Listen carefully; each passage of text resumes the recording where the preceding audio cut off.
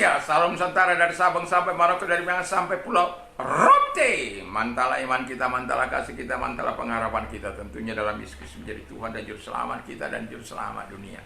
Jangan katakan bahwa Yesus bukan Tuhan, jangan katakan pula bahwa Yesus bukan Juru Selamat. Dia adalah Tuhan, Dia adalah Juru Selamat. Kalau engkau percaya engkau akan diselamatkan, kalau tidak percaya engkau akan dihukum. Yohanes 3:36. Karena Yesus sudah berkata, Akulah jalan dan kebenaran dan hidup, tiada seorang sampai kepada Allah kalau tidak melalui aku. Mantap. Dan Petrus mengatakan, dan keselamatan tidak ada dalam siapapun juga selain dalam Dia, Yesus Kristus. Karena di bawah kolong langit tidak ada nama lain yang diberikan kepada manusia yang olehnya kita diselamatkan. Dan juga saya mengatakan kepada kita bahwa Paulus mengatakan itu dalam Kisah 4 ayat 12 dan Paulus mengatakan, percayalah kepada Tuhan Yesus Kristus, maka engkau akan diselamatkan, engkau dan seisi rumahmu. Mantap. Selamat sore bagi kita semuanya. Semoga kekuatan Tuhan, kekuatan firman, kekuatan Roh Kudus, kekuatan doa, kekuatan iman akan terus menyertai kita, dan damai sejahtera Allah yang melampaui segala akal akan memelihara hati dan pikiran kita mulai saat ini sampai selama-lamanya. Kiranya Tuhan memberkati kita. Dan izinkan saya berdoa bagi kita di sore hari ini. Kiranya Tuhan memberkati para audiens kami dengan segala kebaikan dan kemurahan Tuhan. Kalau mereka dalam pergumulan, Tuhan menolong mereka, dan juga dalam mendengarkan firman Allah, Tuhan berikan hati seperti Maria. Terima kasih Bapa di surga. Kami ingin bersyukur, kami berterima kasih kepada Bapa di surga. Urapi hamba-Mu untuk menyampaikan dengan kasih dan kuasa-Mu. Firman-Mu berkuasa untuk menolong mereka. Dalam nama Yesus, amin.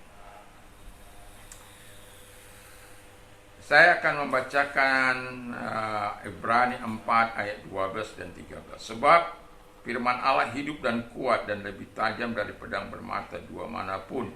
Ia menusuk amat dalam sampai memisahkan jiwa dan roh, sendi-sendi dan sumsum. Ia sanggup membedakan pertimbangan pikiran hati kita.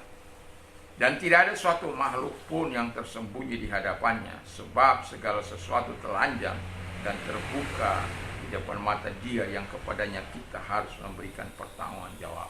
Haleluya. Dan firman Tuhan yang tidak pernah ketinggalan zaman. Jadi dia selalu up to date. Nah, dari pembacaan ini saya mengajukan pertanyaan, apakah yang harus kita lakukan agar kita dapat menikmati firman Tuhan yang tidak pernah ketinggalan zaman itu. Agar kita yang kita lakukan agar kita dapat menikmati firman Tuhan yang tidak pernah ketinggalan zaman menurut Ibrani 4:12-13 adalah jadikanlah firman Tuhan menjadi pusat kehidupan kita.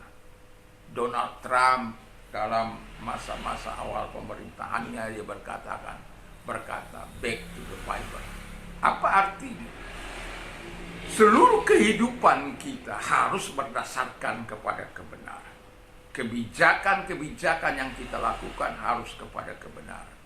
Pemerintah itu ada untuk menghancurkan yang jahat, tapi pemerintah Konoha untuk memelihara yang jahat. Kita lihat betapa banyaknya koruptor. Kekayaan Indonesia di 10 orang terkaya di Indonesia.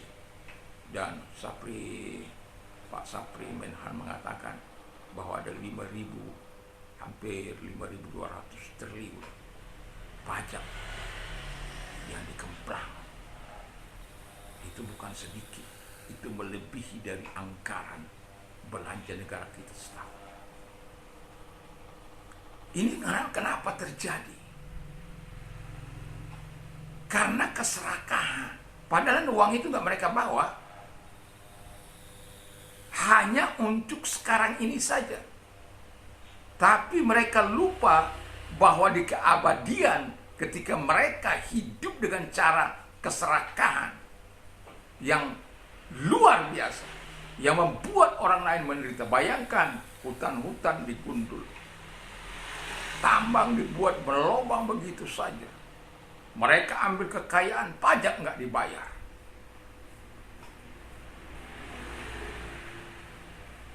Belum lagi itu, korupsi di mana-mana, hampir di setiap pemerintahan provinsi, kota, kabupaten, sampai bahkan kepada kelurahan. Apa enggak gendeng bangsa ini? Bukan dibuat untuk sesuatu yang memberkati masyarakatnya, sehingga menjadi pemimpin yang amanah. Kita tidak akan bisa menjadi pemimpin yang amanah kalau kita tidak berpusat pada Kristus. Itu sebabnya pemimpin-pemimpin perlu takut akan Tuhan. Kita lihat saja Ahasuerus, kita lihat Koresi, kita lihat Darius, kita lihat Nebukadnezar. Mereka bukanlah orang-orang percaya kepada Tuhan, tapi Tuhan mampu mengendalikan mereka, menguasai mereka, mampu memakai mereka dengan tujuan Allah. Kita tidak tahu memang maksud dan tujuan Allah di bangsa ini, tapi berbahagialah yang Allah, bangsa yang Tuhannya adalah Allah. Allah adalah Tuhannya. Ya. Puji nama Tuhan. Jadi berfokus pada Tuhan itu berarti back to the Bible. Segala perkataan kita, segala perbuatan kita, segala pikiran kita harus bernilai kebenaran. Tidak sembarangan kita hidup memaki-maki orang, mencaci maki orang. Dan saya sering mengatakan bahwa kalaupun saya menyoroti para koruptor yang serakah, yang karena itulah kenyataannya. Karena mereka Indonesia menjadi miskin. Kalau saja seperti apa yang dikatakan oleh Bapak Mahfud MD itu, kalau dikelola dengan baik, bahwa 20 juta rupiah bisa dinikmati oleh setiap orang. Tapi mengapa tidak bisa? Karena keserakahan itu. Karena ingin mendapatkan sendiri. Serakah itu kan untuk aku. Seperti laut mati. Aku. Akhirnya tidak ada kehidupan di dalamnya. Orang yang serakah itu tidak ada kehidupan, cinta kasih dalam hidup. Karena berpusat pada aku, bukan berpusat pada Kristus. Dan kita perlu berpusat pada Tuhan. Yang kedua, jadikanlah firman Tuhan untuk membangun iman dan pengharapan. Karena Tuhan, kata Tuhan, tidak ada yang tersembunyi, semua terbuka dan telanjang. Dan Alkitab katakan, the eyes of the Lord are in every place, beholding the wicked and the good. Mata Tuhan ada di segala tempat untuk melihat orang berbuat baik atau berbuat jahat. Jadi daripada kita berlawanan dengan Tuhan, mari jadikan firman itu membangun iman dan pengharapan kita. Iman tanpa pengharapan gak ada apa-apanya. Pengharapan tanpa iman gak ada apa-apanya. Jadi iman dan pengharapan itu harus berjalan. Ketika saya beriman, saya punya harapan untuk dikabulkan. Ketika saya beriman, saya punya pengharapan untuk bisa masuk ke surga. Harapan itu harus selalu ada. Karena kalau tidak ada harapan, kita akan cepat menyelesaikan diri kita dengan cara bunuh diri. Harapan adalah jembatan yang terpanjang. Kita tidak tahu kapan Tuhan akan penuhi segala ikhtiar iman kita, doa iman kita tidak tahu. Tapi satu hal yang mau saya katakan, tetaplah setia pada Tuhan, tetaplah setia dalam kebenaran, tetaplah setia untuk melakukan apa yang dikehendaki oleh Tuhan. Jadi jadikan firman Tuhan untuk membangun iman dan pengharapan. Kan memang iman timbul dari pendengaran firman Tuhan. Orang yang tidak beriman, dia tidak percaya adanya Tuhan. Orang yang beriman, dia percaya adanya Tuhan. Dan Tuhan memberikan upah dan kepada mereka yang sungguh-sungguh mencari Dia. Jadi kehidupan kita sebagai orang percaya, ketika kita tahu bahwa kita di hadapan Tuhan terbuka dan telanjang, dan harus memberikan pertanggungjawaban, dan itulah sebabnya kita harus hidup sesuai dengan iman kita, dan kemudian iman kita harus bertumbuh, berbunga, bertunas, berbunga, berbuah buah lebat. Dan yang terakhir, jadikan firman Tuhan menjadi kompas kehidupan kita, agar kita tidak tersesat di tengah-tengah dunia ini, di jungle of sin ini, di hutan belantara dosa ini. Jalan Anda sebentar, Anda akan bisa melihat orang hidup dalam dosa, maki, nyaci,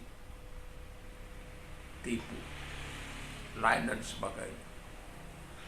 Kalau kita memiliki firman Allah sebagai kompas kehidupan kita, sama seperti Tuhan mengatakan kepada Daud supaya merenungkan firman Allah itu siang dan malam.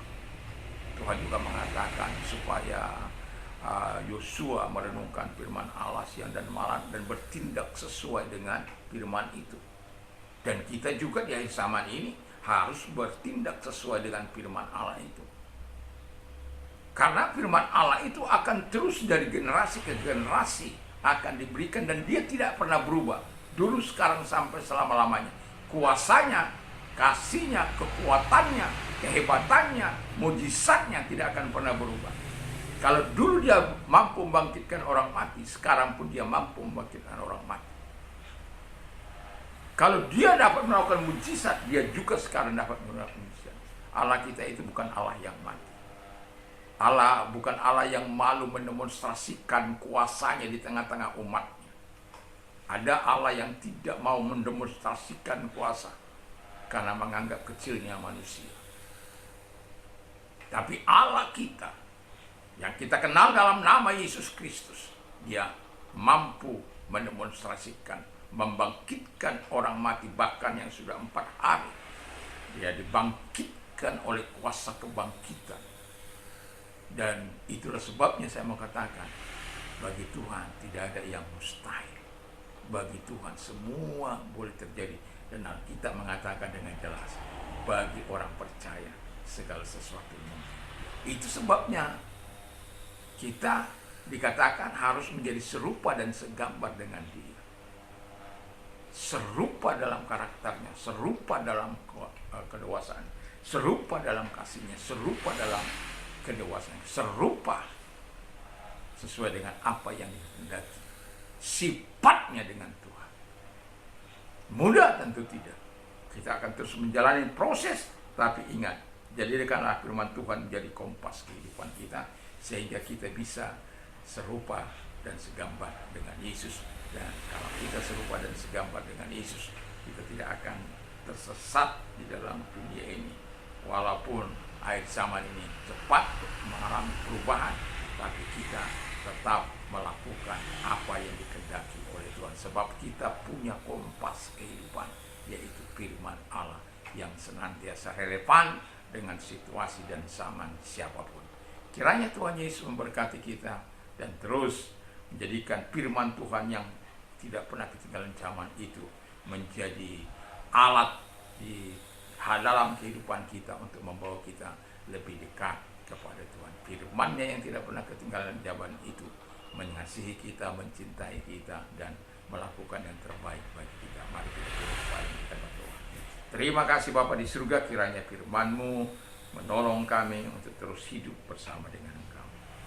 Dan kalau Engkau sedang sakit, apapun sakit penyakitmu, dalam nama Yesus segala sakit penyakit yang mereka derita pun keluar, dan oleh bilur Yesus Engkau sembuh.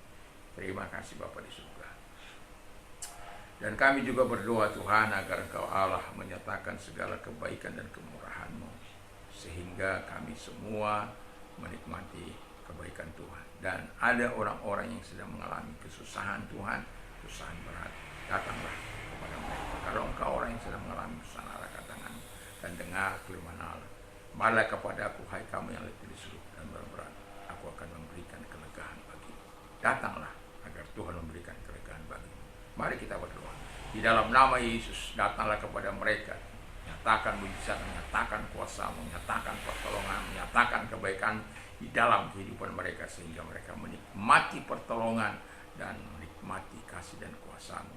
Terima kasih Bapa di surga, di dalam nama Yesus kami bersyukur dan berdoa. Haleluya. Amin. Puji nama Tuhan, selamat sore. Dan kalau kita mau istirahat mau tidur malam, jangan lupa untuk berdoa, menyatakan firman Allah, memperkatakan firman Allah, berdoa kepada Tuhan. Kiranya Tuhan Yesus memberkati. Mantap, mantap, mantap. Oh ya, kalau Anda ingin berdonasi, ada